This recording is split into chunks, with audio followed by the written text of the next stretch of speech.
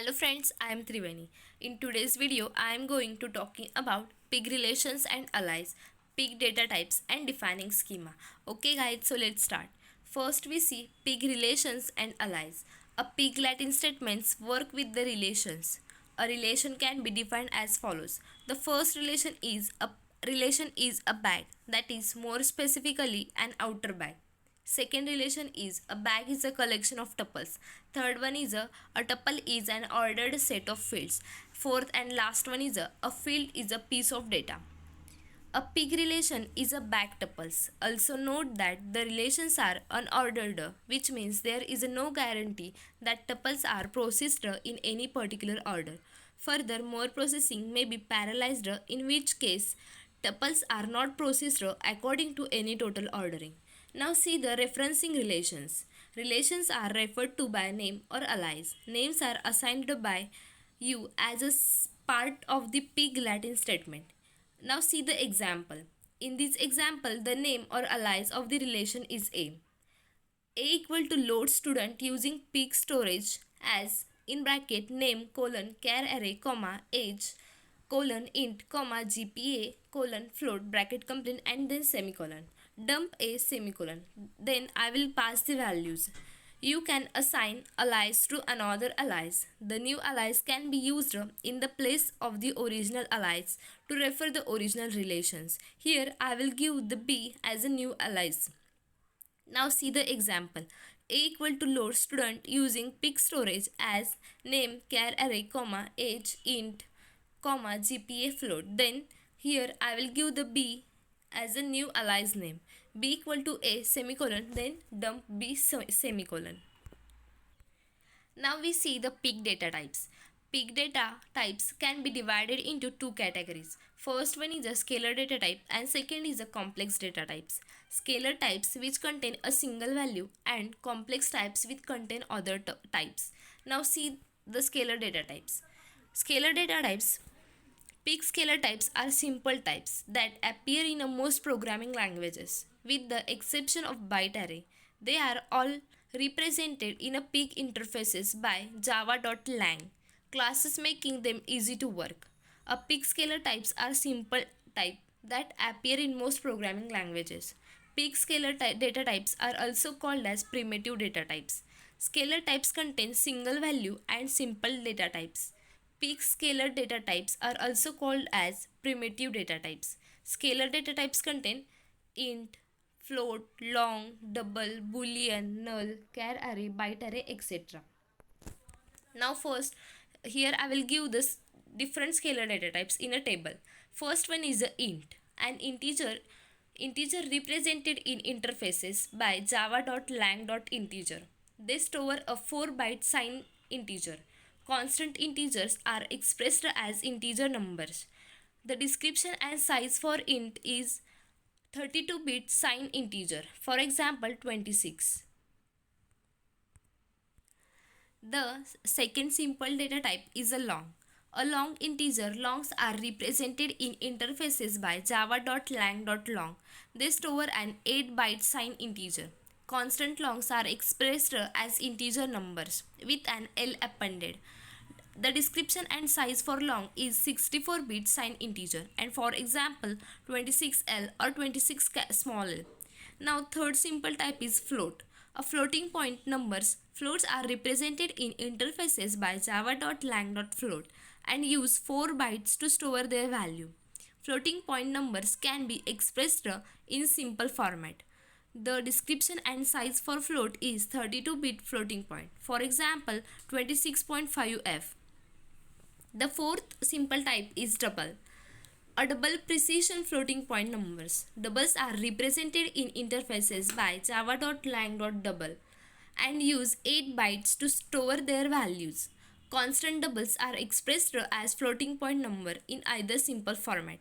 The description and size for double is 64-bit floating point. For example, 26.5 or 26.5 E2.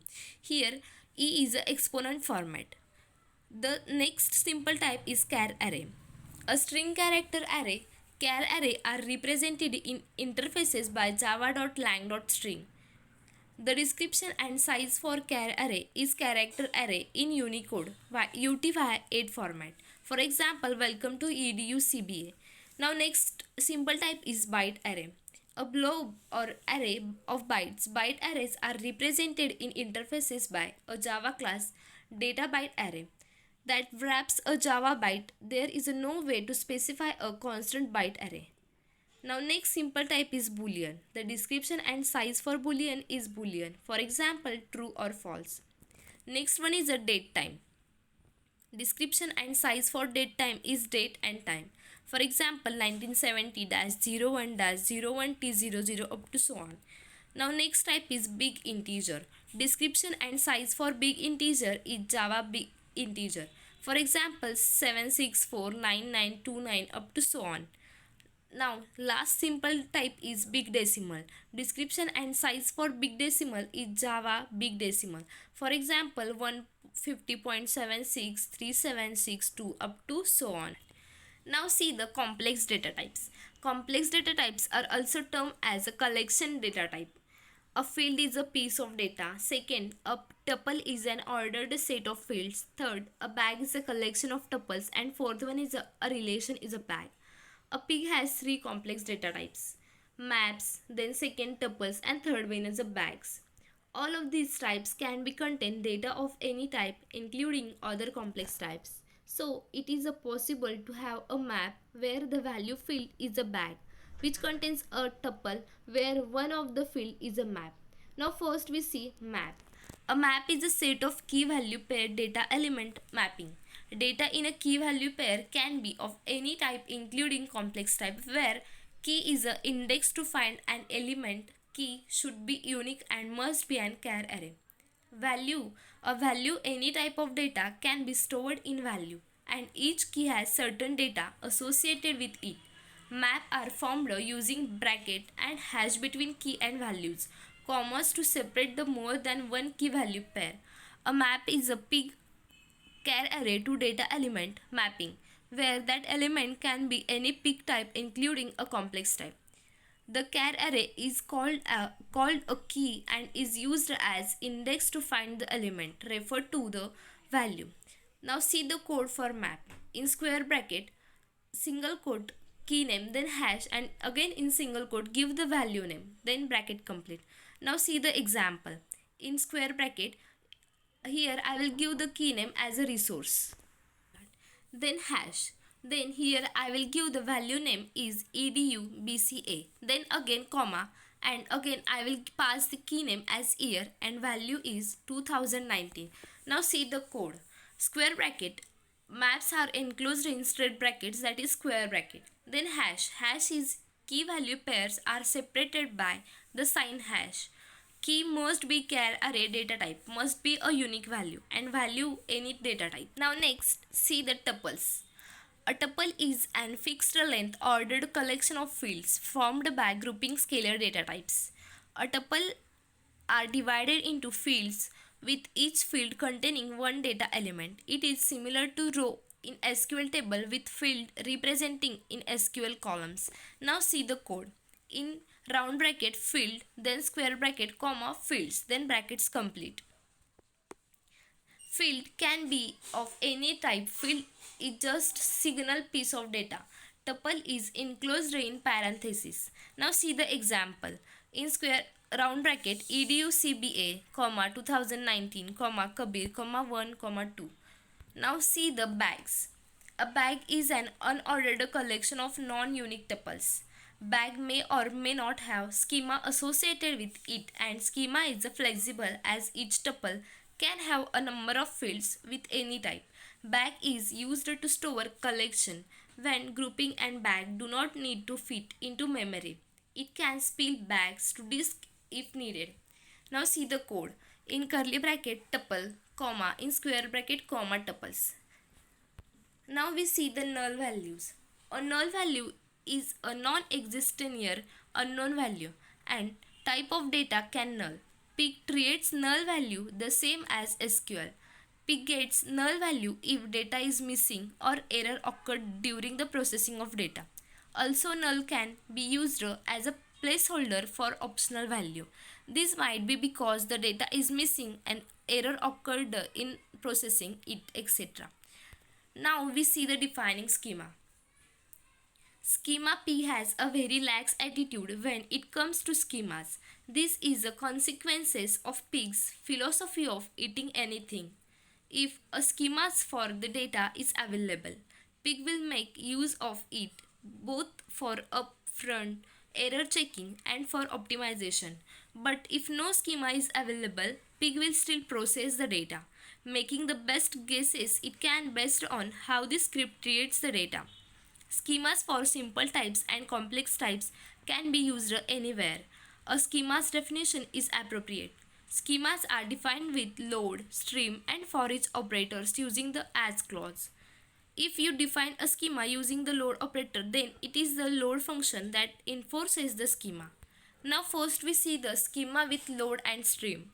With load and stream operators, the schemas following the as keyword must be enclosed in parentheses. Now see the example. A equal to load. Here I will use the load.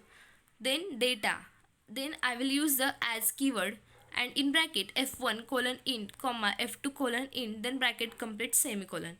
In this example, the load statement includes a schema definition for simple data type.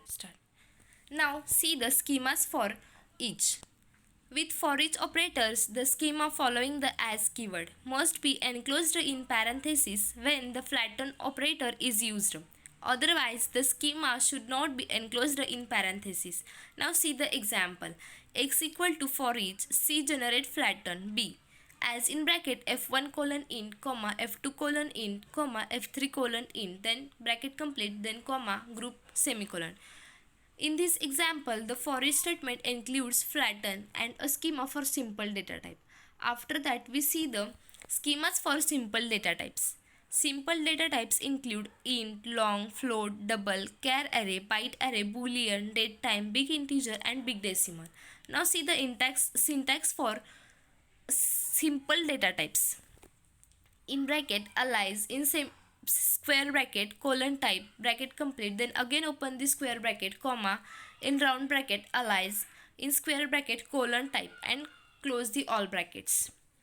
In the syntax alias, the name assigned to the field type is optional. This simple data type assigned to the field the alias and they are separated by a colon. If the type is omitted, the field defaults the byte array and comma. Multiple fields are enclosed in parentheses and separated by commas. Now see the schemas for complex data types. Complex data types includes three types. First tuple, then bags and last one is a maps. First we see tuple schemas. A tuple is ordered set of fields. Now see the syntax. In a syntax, alias square bracket tuple then complete the square bracket again open the round bracket alias in square bracket colon type then complete the brackets again open the square bracket comma in round bracket alias in square bracket colon type then complete all the brackets. Now see the syntax. Alias is the name assigned to the tuple, then colon tuple is optional. The data type tuple is a case insensitive. Now the round bracket. In the round bracket, the designation for a tuple, a set of parentheses. Now alias in square bracket colon type is the constituents of the tuple where the schema definition rules for the corresponding type applies to the constituents of the tuple. Now see the bag schema. A bag is a collection of tuples. Now see the syntax. Alias in square bracket colon bag then bracket complete and in curly bracket tuple. Now see the syntax. Alias is again the name assigned to the bag. Colon bag is optional. The data type bag and in curly bracket the designation for a bag, a set of a curly brackets and tuple is a tuple. Now see the last is a map schema. A map is a set of key value pairs. Now see the syntax. Alias in angular bracket colon map and open the square bracket and type the in angular bracket type then bracket complete. Now see the syntax. Alias the name assigned to the map. Colon map is the data type map and the square brackets the designation for a map, a set of straight brackets. Thank you. I hope you all understand.